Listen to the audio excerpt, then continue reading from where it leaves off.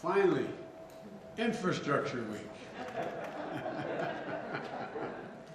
I'm so happy to say that, Infrastructure Week. We did something that's long overdue, that long has been talked about in Washington, but never actually been done. The House of Representatives passed an Infrastructure Investment and Jobs Act. That's a fancy way of saying a bipartisan infrastructure bill.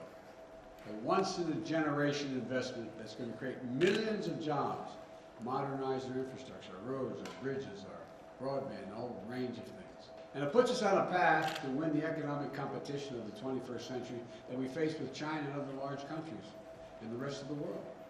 It's going to create more jobs, good-paying jobs, union jobs that can't be outsourced, and they're going to transform our transportation system with the most significant investments in passenger rail, the most significant investment in 50 years, in roads and bridges, the most significant investment in 70 years, and more investment in public transit than we've ever made, period.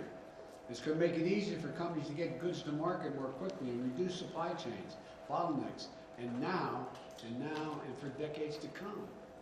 We're going to build out the first ever national network of charging stations all across the country with 500,000 of them, so that you can make a real, and auto companies are made a commitment that we're going to make 50% of vehicles electric by 2030. So you'll be able to go across the whole darn country, from East Coast to West Coast.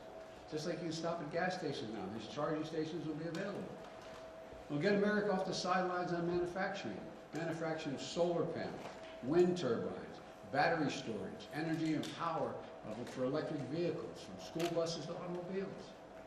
And it will reward companies for paying good wages and for getting materials for their products from right here in America. And America exporting and providing the rest of the world with these technologies that are generated here in the United States as we go green around the world. It also makes historic investments in environmental cleanup and remediation.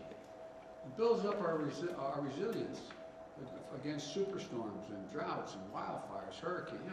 You've heard me say it again, I apologize for repeating myself, but $99 billion in losses last year because of climate crisis. Not in America.